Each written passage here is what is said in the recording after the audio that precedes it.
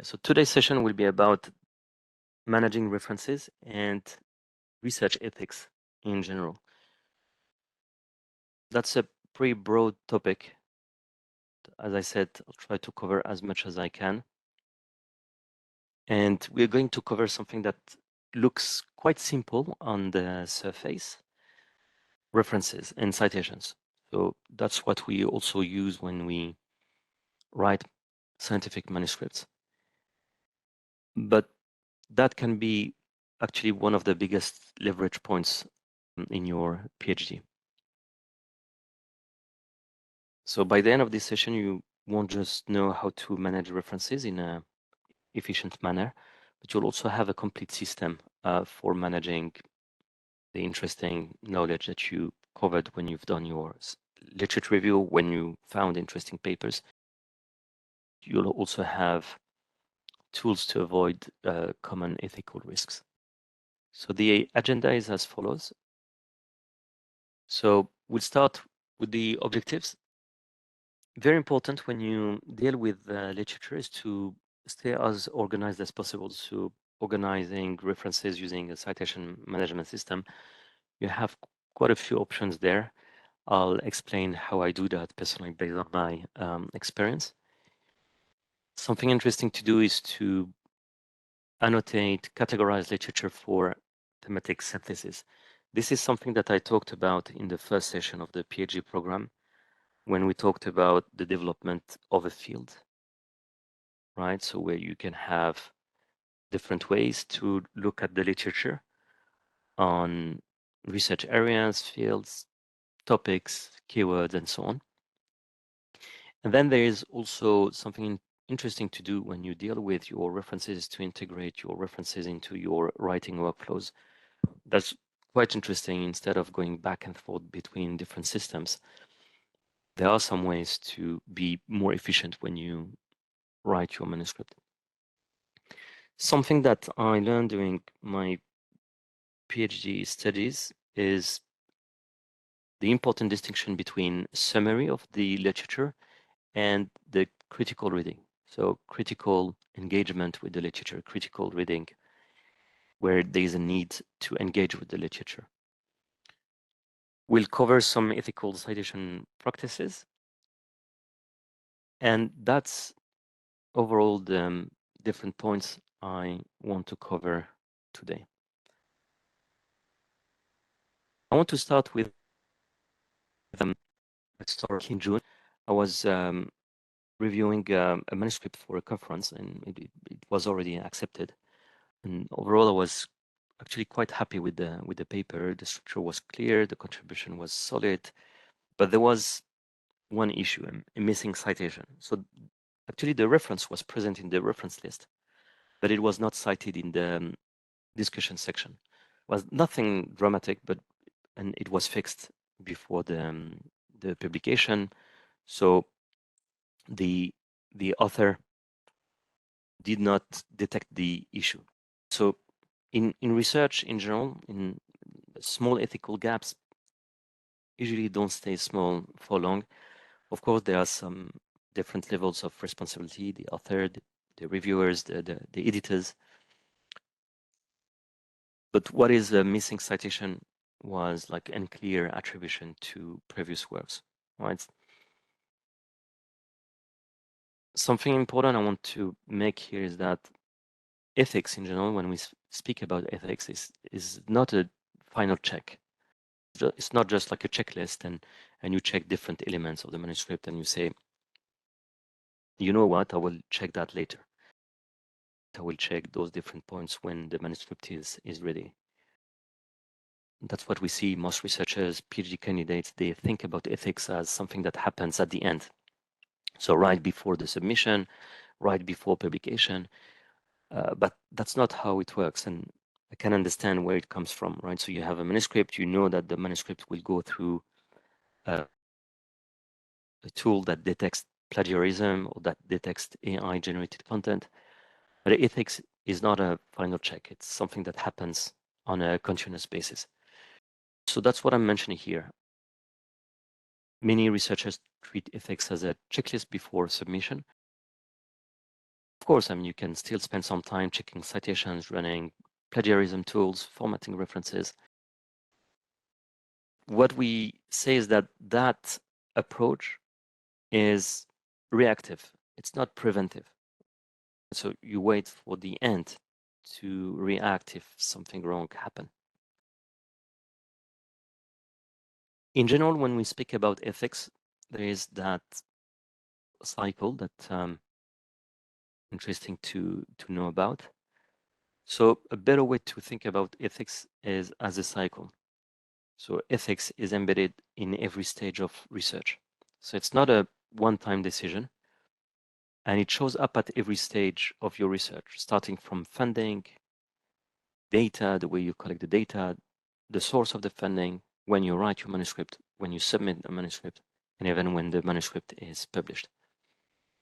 So, of course, it's, as I mentioned earlier, it's a continuous process throughout your PhD. So for each and every experiment, for each and every manuscript chapter, that's something that is there all the time. So the main key stages are the ones I want to list here. So ethics of funding. Then you have the ethics of data, the analysis, the way the data is collected, the way you analyze the data. Then you have the next step is writing and citation.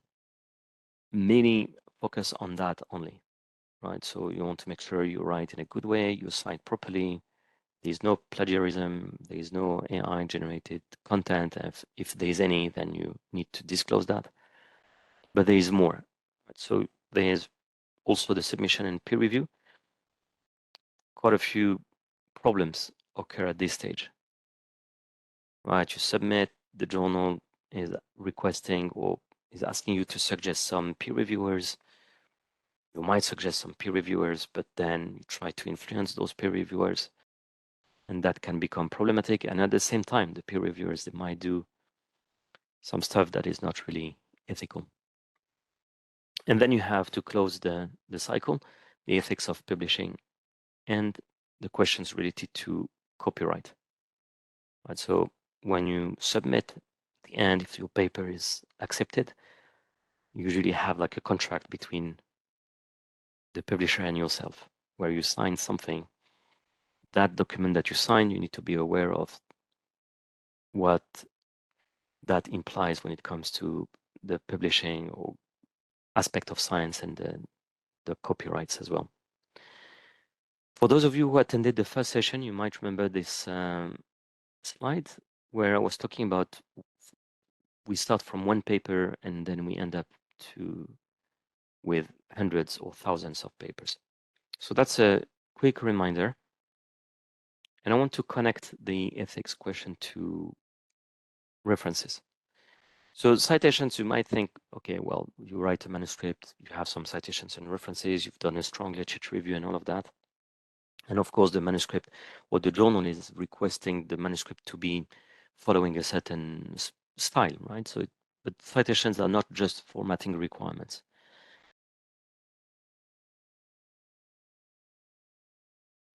They demonstrate your understanding of the field. They position your research within existing knowledge, and they show how a certain level of credibility, but also how you connect to the scientific conversation. Someone reads your paper, they will be able to verify and go back to your ideas or where your ideas are coming from. And good references is part of good research, right? So if I read your paper, you cited other colleagues, those references, they give credit to original contributors. And that's what we used in that slide. Remember, we took one paper from 1953, which is about DNA. It had references and it got cited, right? And that's what we use to track the development of a field, development of a topic. So in that visualization by nature, they use that visualization. Each dot is a paper and each layer is a year of publication. Right, so that's a very quick reminder of the first session we covered during the PhD program. When it comes to references, we use references when it comes to discovery. Everything starts with how you find your sources. Right, so this is where tools like Web of Science become essential. During the first session and even in the second one, when we've done the session focusing on the literature review, your research quality depends on your sources. If you read scientific literature, usually people cite journal articles, books, conference proceedings. We cite scientific literature, right? You don't cite blogs, newspapers. You can, right? You can do that, but that's usually a minority of your sources, right? So you want to base your work on strong scientific publications. So tools like the Web of Science, they help you identify high quality publications, explore citation networks, find influential papers in your field. So that's what we covered in the previous sessions. Again, I'll share the recording.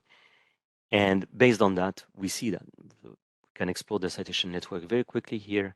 We can go back to the citations, see the references as well, find the references and the related records as well. We had the filters that we covered previously, highly cited papers and so on. This is all based on references and citations.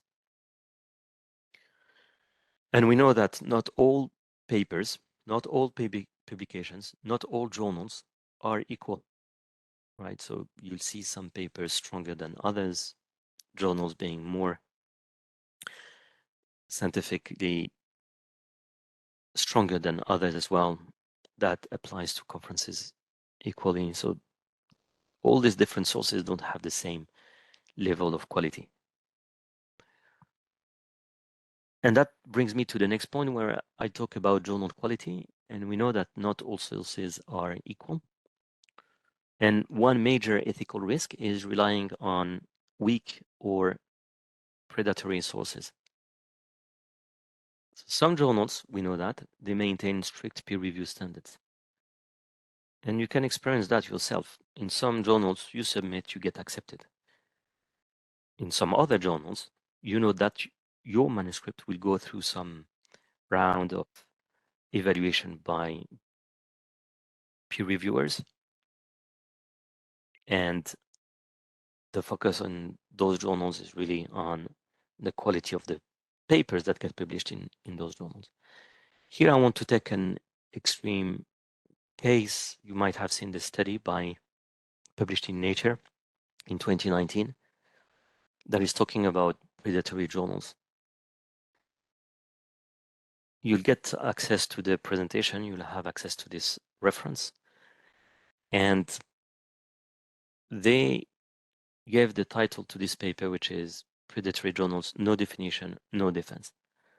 So you have a group of editors or scientific communication specialists that gathered and they tried to define what a predatory journal is.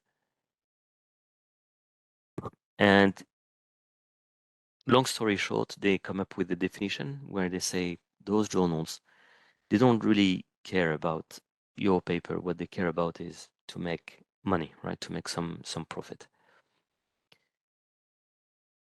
And that's what I'm saying here. Some journals, they may appear legitimate or good enough, but they completely lack quality. So very important to be aware of such issues, especially when you start engaging with different publishing outlets or sources. You'll find that some journals are there, but they should be avoided all the time. So next here, I'm talking about the master journal list that we spoke about previously. That's where the master journal list can help. So it will allow you to verify very quickly whether a journal is indexed and whether it meets quality standards by Clarivate, where we have an independent journal selection process. And that goes through all different fields, 254 categories. And good ethics starts with this, that starts with good sources. Right, so you'll get access to the URL here, mjl.clarivate.com, and that will help you verify if a journal is indexed. You can go beyond that to understand which criteria we look at Clarivate to make sure that journals that we index are of a certain level of quality. I want to explain the journal selection process here. So how journals are evaluated. So when we say it's an index journal in the Web of Science, what does that mean? So we look at different criteria. We look at different tools and frameworks for evaluating journals. And we assess journals based on quality, impact, and editorial standards. So you have a total of 28 points of evaluation. And you'll see we summarize that here, where a journal enters the evaluation process. We evaluate the quality and impact. If that journal respects those 24 points of quality, it enters into this collection that we call emerging source citation index. If on top of that, it also matches our impact criteria, the 4 remaining criteria, it gets indexed into one of these collections. So this is for science, social science, arts, humanities. Then you have a similar selection process for books and conference proceedings where we look at quality criteria. And that selection is dynamic. So you'll see every month new journals being indexed, but also some journals, when they lose the quality, they get removed from the database. If they lose the impact, they maintain the quality. They come from this database to this one. If they gain impact, they would get indexed in those collections. And that's what we call the Web of Science core collection. Journals, books, and conference proceedings.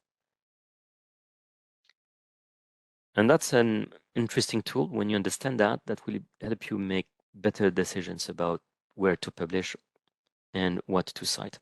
So I'll focus on that again next month, in the session in May, where we're going to speak about journal selection, a few tips, few advice on how to find relevant sources to submit your and present your work. So that's what I'm saying here. That will help you choose where to publish and select reliable sources. Now so we understand that we don't read and cite anything. We have to be quite cautious and sensitive in what we cite. Now let's talk about reference management. So it's important to have a system in place. From the time you collect papers to building your own system. We see some people doing that manually.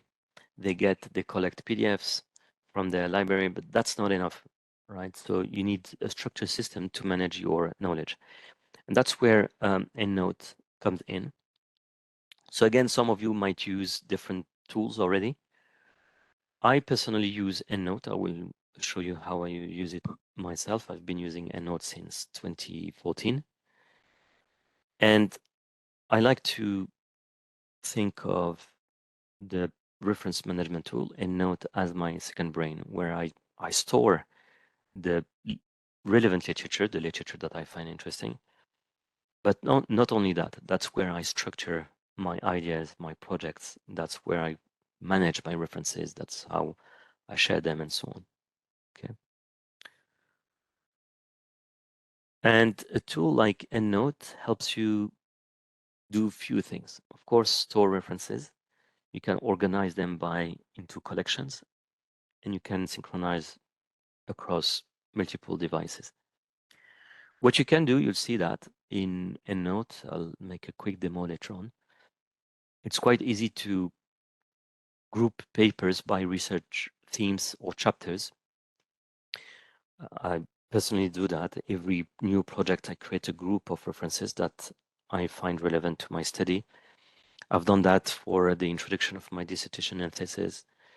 I've done that for the conclusion as well for my PhD dissertation and so on. There's also the tags. I'm not a big user of tags, but some people like to connect ideas across different topics. So instead of just grouping them within folders, you can also assign some labels or tags to references. And of course, you can capture your own personal understanding of a paper, and then you can save that in the notes of for each and every reference. So the question is, how is this related to ethics? So there's an image I want to show in a moment. So why structure reduces risk? So when you manage your references, but not in an organized way, that may lead to missing citations, incorrect references, and accidental plagiarism. So imagine this is all that you were interested in. To find a single paper or to cite a source, that would be quite difficult, right? So it's good to stay organized and to keep things properly managed within a specific system. And the opposite, when you have a structured system, that will be easier for you to trace your sources, to attribute correctly the citations to the right source, to the right reference, and also using the references in a consistent manner. So we spoke about what you read, how you collect, manage your references, and then there is an important step that might take some time to get up to speed is the critical reading, critical thinking. But so usually what we see is it's usually easy to summarize the literature. What's more difficult is to be more critical with the literature. So there are usually two levels of engagement with the literature where you just describe, you explain what the paper says, right? So that's the first level. That's usually quite easy to do where you have, key takeaways and so on. But then you have the critical synthesis, which explains what the paper means, and then you connect it to your research. You'll find in the presentation a link. I posted a guide some time ago about how to efficiently read scientific papers. Try to keep that critical point of view. So here there is a big difference between summarizing, you repeat what a paper says, and synthesize, where you want to connect it to your research.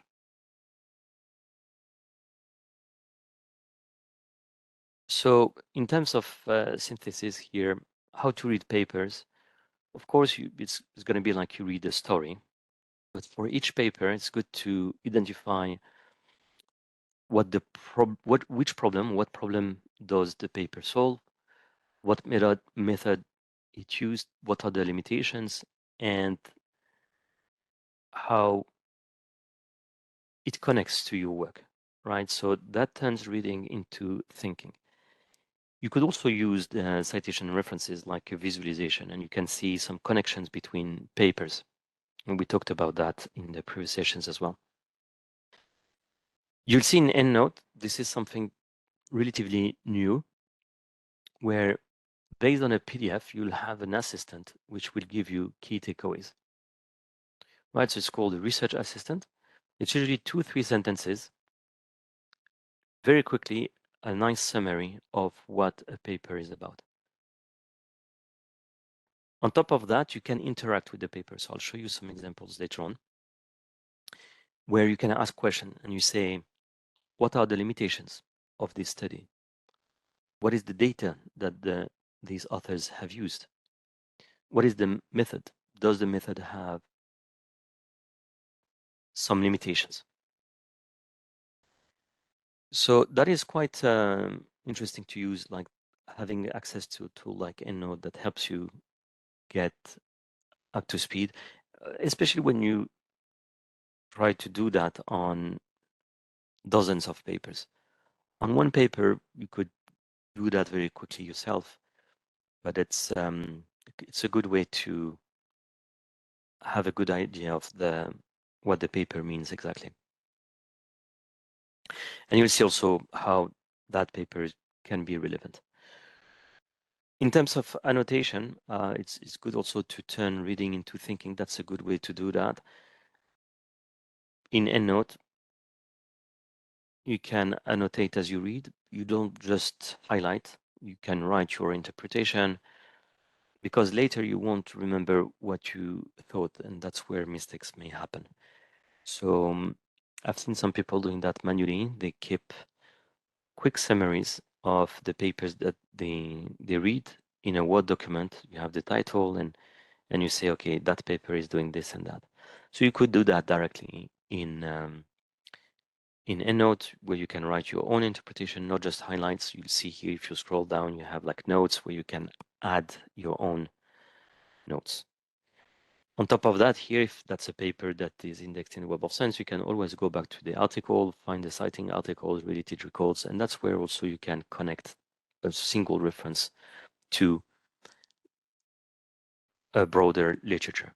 So you can capture your key arguments, critical observations, questions, and ideas. That becomes your, as I said earlier, your second brain, where you keep everything into one place. In terms of writing, that's also where EndNote can help, where, of course, we have the research workflow. You start with the Web of Science, you discover the literature, you validate master journal list. You searching in Web of Science, we're talking about index sources. You want to store that literature that you find relevant into your library. And then in your personal digital library, you will analyze, annotate, and synthesize. And at the same time, last step is to write, right? So you will integrate the citations while writing. So previously I was showing how you can go back to the Web of Science from EndNote. So from a single paper, you can click on articles, related record, and so on. The citing articles from a single paper, you can see the citations and go back also to the related records. So the papers that cite some of the same references in the original papers. Okay, so this one is another study. It has 2,102 references. 27 of them are shared. They are cited by the previous paper we were looking at in EndNote, and 27 references cited in that paper as well. Okay, so cite while you write. I'll do a quick practical demonstration later on.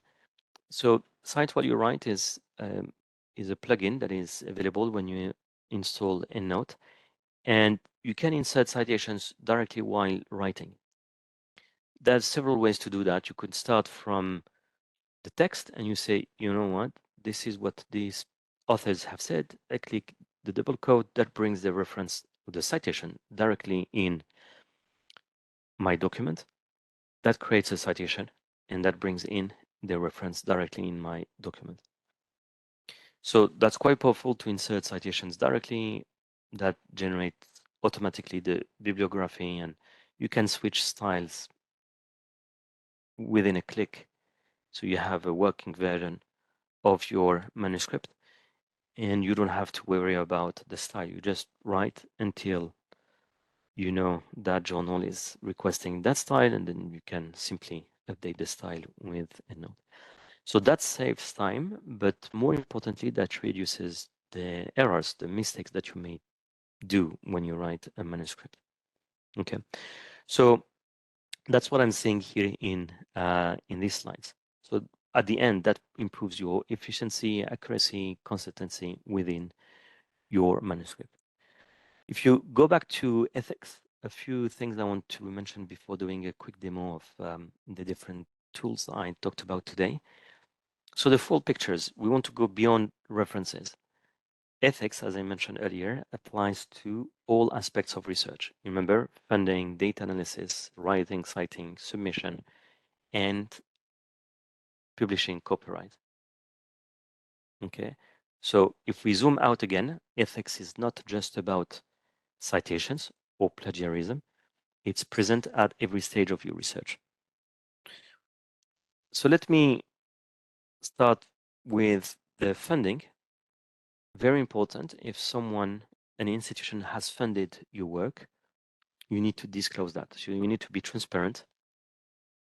You need to identify your funding sources. It can be your employer, it can be the industry, and so on. And you need to declare potential conflict of interest. So when we talk about conflict of interest, I brought in this definition from Investopedia, which says that conflict of interest is a situation in which an entity or individual becomes unreliable because of a clash between personal or self-serving interests and professional duties or responsibilities. An easy example is you take someone from a pharmacology department or team doing research on developing new drugs, but at the same time, that person is also working for a big pharma company or is receiving funding from that third party, right? That person need to disclose, need to mention that we receive funding, we receive material, we receive data, we receive components and so on, right? Because that might be a conflict of interest, but at least you're transparent, right? And then if you receive such funding or material and so on, you need to make sure that those resources don't impact or make your findings unreliable. So that's what we mean here by where a situation or an individual becomes unreliable. Okay. So you need to be careful with that. You need to ensure transparency in your research. I'm not saying that big pharma groups or companies are not doing research. They do. Actually, they have their own interest. But sometimes the affiliation itself is enough to know who was behind that research, in which context that research was done, and so on, and what were the goals of those research projects. The rule is as follows. If funding could influence results, it must be disclosed. Simple as that. Then you have something on the data level, the data that you use when you do research. Data is basically your foundation. If you have no data, difficult to do research. You need data to make analysis and conclusions. So your data must be accurate, as reproducible as possible. No shortcuts, because we know that when the data is compromised, everything, so avoid manipulating results, selective reporting. You might have heard about cherry picking, so that's a nice nice illustration here, where this person says, I will harvest this tree. And this person says, well, but most of the cherries on it aren't ripe. And that person says, my model says that the cherries on this tree will be ripe. I can see ripe cherries on this tree. I'm therefore right. Right, so that's what we mean by cherry picking here. You're going to pick the results that fit your analysis or model. And that's what we also call selective reporting. There are quite a few data manipulations that we see as well, is that you have what we call salami slicing. You manipulate the data and try to make different studies out of the same data sets, or where you recycle the same data sets again and again. You need to be careful with that. When it comes to writing, this is most well known, I would say, citing and plagiarism. There are different types of plagiarism. So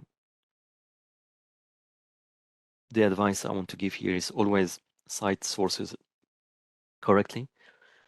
You use quotation marks when necessary. Otherwise, that becomes what we call verbatim plagiarism, where you just copy paste content without citing the source, even without quotations. That might be the paraphrasing. You paraphrase someone without citation, and you present someone else's ideas as yours, right? So that's another type of plagiarism. So common types of plagiarism verbatim plagiarism, where you just copy paste, you paraphrase without citing, and you present those ideas as your own ideas. Misleading attribution. There's also what we call patchwork plagiarism, where you stitch together different parts of different sources. You take something here and you take something else from there and you put them together. And also something that we call self-plagiarism, where you recycle your own past work. So you had papers and you take again full parts from the same from your own papers without citing yourself. Important. So using AI tools also should be disclosed when relevant. Most journals or publishers policies now request the authors to disclose the use of AI tools when you've used them for different purposes. You know, correcting potential mistakes, improving the language in your manuscript. If you used it to write some scripts or to do some coding and so on, you need to disclose that. So my advice is, because AI keeps evolving, always check the latest AI policies at the journal publisher level. All right, so we spoke about funding, we spoke about data, we spoke about citing, writing. Now the submission. Something might go wrong as well in that process. When we submit a manuscript, you need to respect the publication process. Something that's a common question I get usually from early career researchers, PhD candidates. Do not submit the same paper to multiple journals at the same time. So some people think it's like a website you submit in different places at the same time, thinking that you will improve your chances of being accepted, being published. But that's not how it works, right? So that's unethical. And even when you submit your manuscript to a journal, usually it's good to mention in the cover letter that your manuscript is original and never has been submitted elsewhere. And if it has been the case, for example, for a conference, there was a previous version that was shorter, you expanded that version. Or if you um, deposited your manuscript in a preprint server, you can also mention that as well. Avoid influencing reviewers, right? So some journals, publishers, they ask you to suggest a list of reviewers, right? You suggest the list and then you go and speak to the reviewers and say, well, you know what? I submitted a manuscript to this journal. I give you a name. And you try to influence, right? So don't do that as well. And as a reviewer, you maintain confidentiality and you respect unpublished work, because that's part of the process. You need to keep that work confidential. And then the publishing. So something important to start being aware of is understanding ownership and rights. So once accepted, your work enters the publishing phase. So you need to understand who owns the content, rights you keep. You need to understand the licensing agreements. And so don't just sign the agreement blindly, and need to be aware of how your work can be shared. I need to speak about the predatory journals, a few tips on how to spot them. Again, speaking here to early career researchers. You can reduce risks. Some journals, they look legitimate, but they're not. They usually provide or promise. So they offer fast publication, easy acceptance, but they skip the real peer review.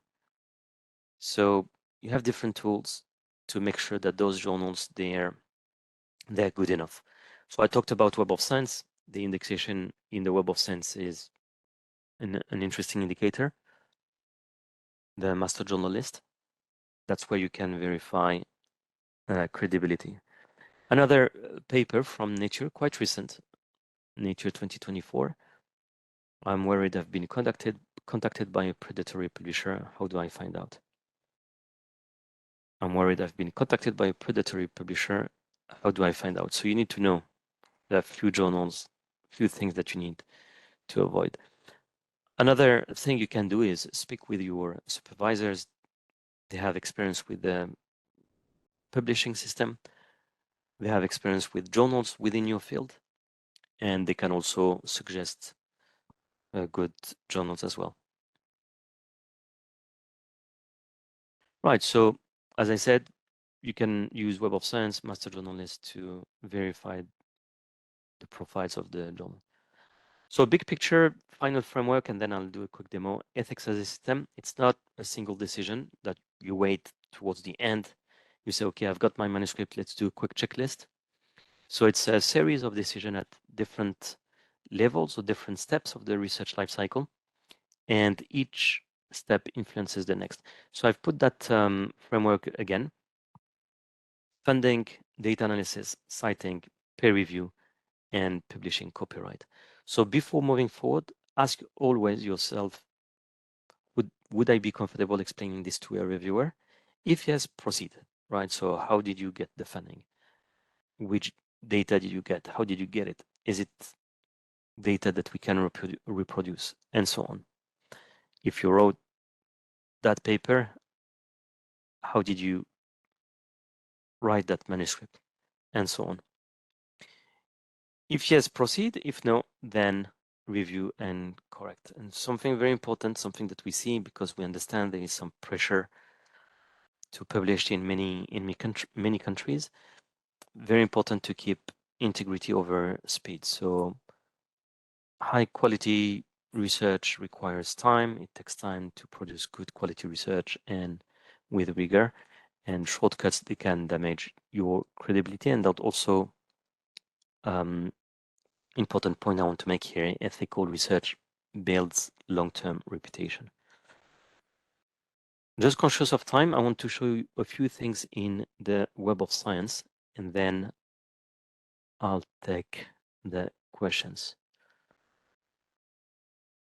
Okay, so what I want to show you very quickly, in the Web of Science, remember when we've done the smart literature review, smart search, we use different tools here.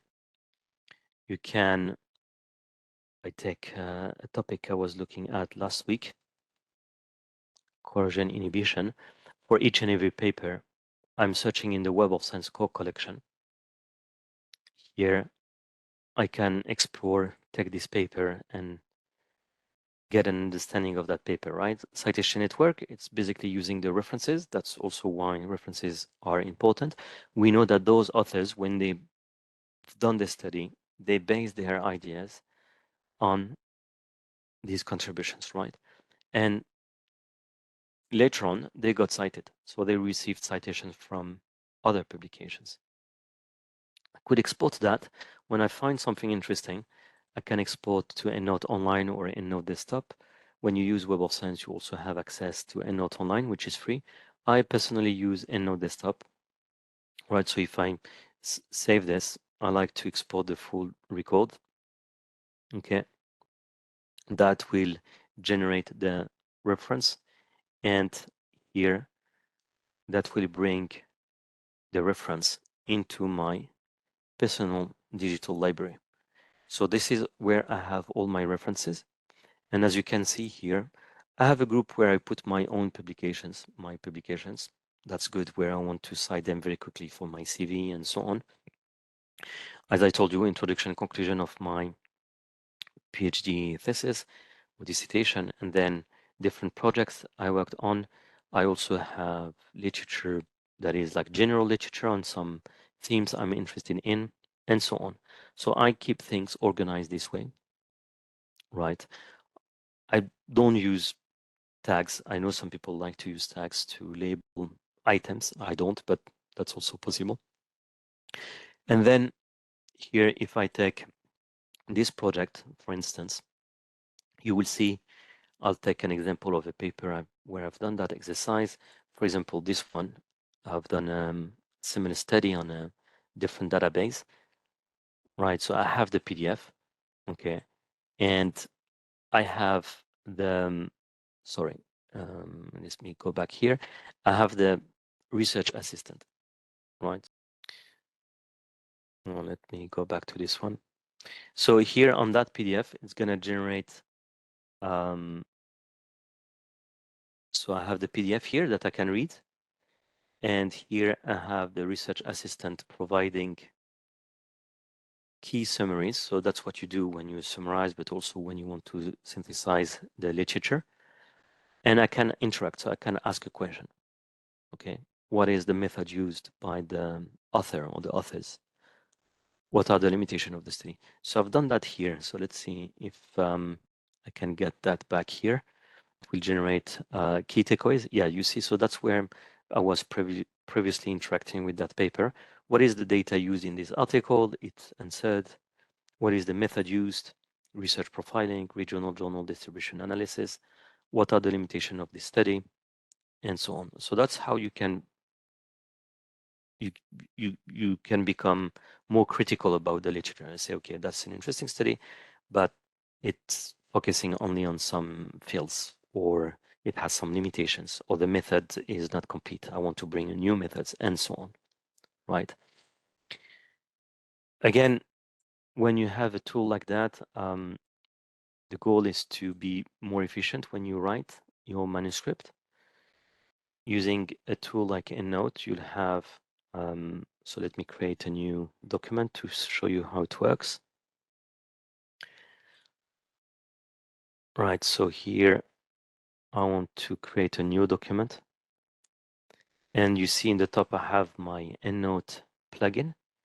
And here I can just let me write in with a bigger font. I can start writing, and I want to cite someone, right? So that's what I say in my presentation.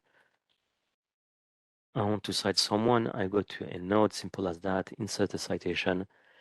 And here I have some papers talking about network. For example, I want to cite her. I say insert, and that will create the reference and the citation at the same time.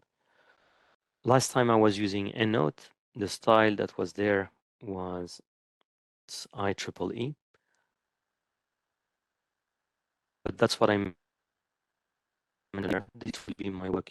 This text is generated automatically, the text with the gray background. And I can say, well, I want that with the APA style, okay, which is author, year of publication, and so on. And I keep writing and so on. Very useful when you write a dissertation with 200, 300, 400 references. Having a tool like Endnote is quite powerful. So this is Endnote. In Web of Science here, we talked about that. We talked about Web of Science, Master Journalist. That's also a good way to get an idea of journal profile. You can search for by name. So if I say Scientometrics, I'll get there is one journal called Scientometrics indexed, where I can view the profile page. Another example that someone shared with me last week, optical and quantum electronics. This journal is on hold, right? So what does that mean? That means that there were some concerns shared by the scientific community about this journal, which is quite old actually. Its first year of publication was 1969. Yeah. So concerns have been raised about the quality of the content published in this journal. This journal is being reevaluated according to our selection criteria. New content will not be indexed during the course of the reevaluation. There are two scenarios. If the evaluation is positive, then we will bring back the content that was on hold. If it's negative, then it's removed from coverage and we stop indexing new content, right? So that's also a good way to check the profiles of the journals here. So what I want to do now is I want to check the messages in the chat and in the Q&A very quickly because we have only a few minutes left. All right, so a question. Yeah, EndNote Desktop is not free. That's true. EndNote Desktop requires a license, but you do have access to EndNote Online, which is free. So when you access Web of Science, you can go to EndNote. That brings myendnoteweb.com. That's what we call EndNote Online, and it is free. And actually, I use both. Actually, I synchronize both versions. So you see here, I synchronize with my EndNote account, with my EndNote account, and I synchronize my personal library. So here you will also have your references, and you can download the program here. So let me put that in the chat. It's called myendnoteweb.com. You can create an account for free. You download the version for Windows or Mac, and you will have a similar plugin in your word processor.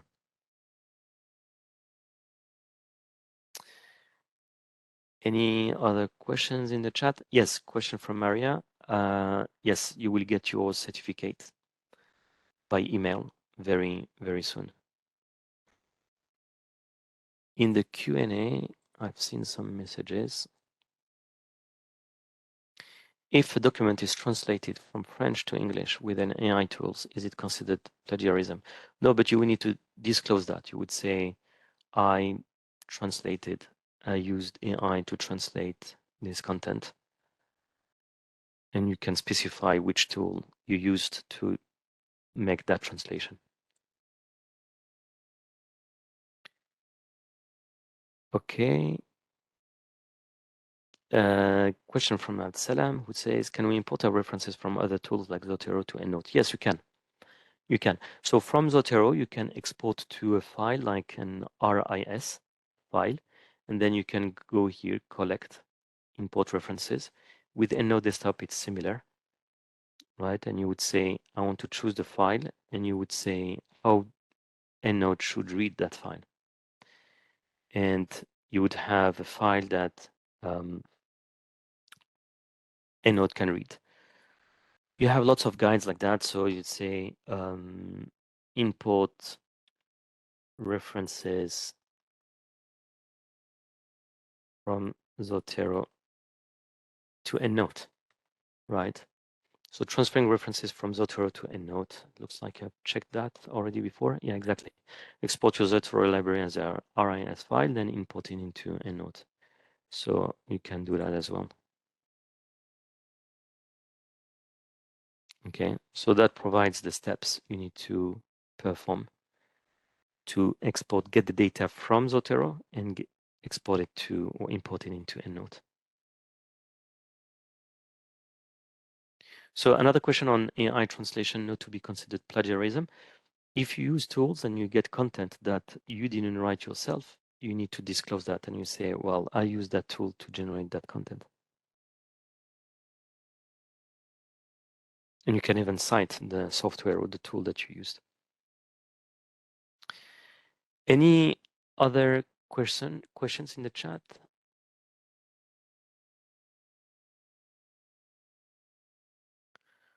Okay. Yes. Yes, you should. If you use AI to generate scripts, you can say that it has helped you and you can actually share. You can cite your software, your scripts, and that becomes what we call a data set. You can put those scripts into a repository like Figshare, Zenodo, and so on. And you cite your own script and you say that script, I used AI assisted me in generating that script.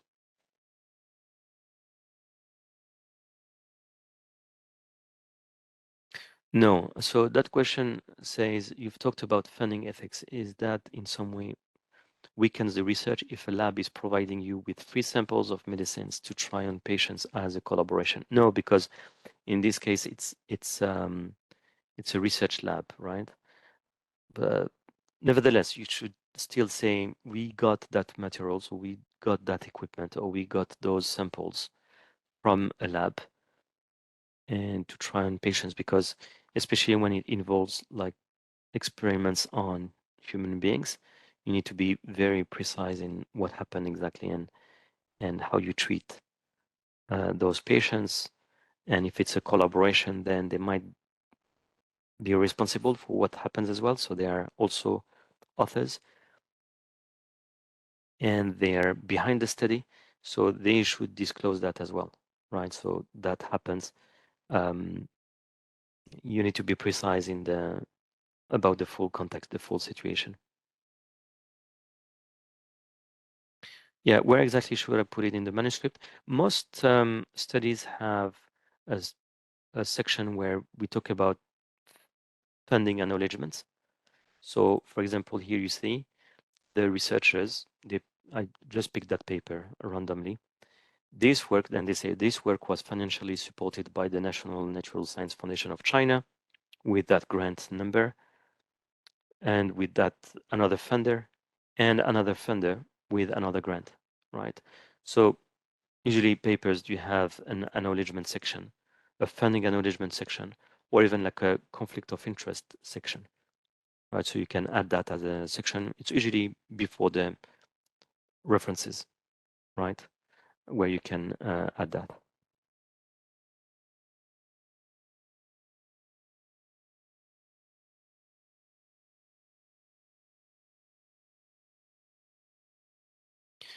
Yeah, so there's a question, I'm not sure I got it perfectly. Sometimes we send articles related to specific actual incidents to guarantee its publication. How to deal ethically on the situation. I'm not sure about those incidents you refer about. If you can clarify, that will be great.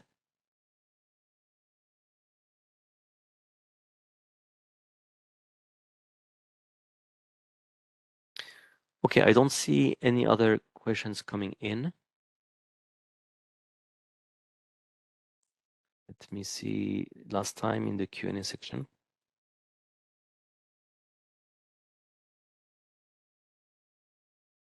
Okay, so the clarification is, if the document is already published elsewhere in French and I want to publish it in another journal in English, should I specify this also? Yes, of course, yeah.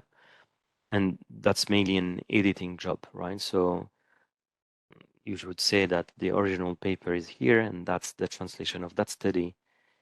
You need to cite the original study, of course, yeah. How to cite a tool? Well, you have different ways of citing software. Depending on the style, but you could say, for example, you've done a search with the research assistant in the Web of Science, or you used a specific tool, right? So you provide a link, and you would say you access the tool on that date, and you give the URL. You would give the name of the company that provides that software and the year, the date that you access that tool.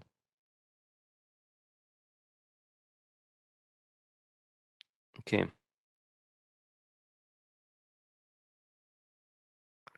Will acknowledgement make it clear? Yeah, you need to be as precise as possible when you have acknowledgement like that. You see that those people, they receive funding, they disclose that, right? For two reasons. Where is the money coming from? And those funders, they also need to know what was done with the money that they, or the funding they provided to these authors, right? And disclosing that provides from some transparency from your side. So at least you're transparent. You say, well, this is what we've done. This is how we've done it.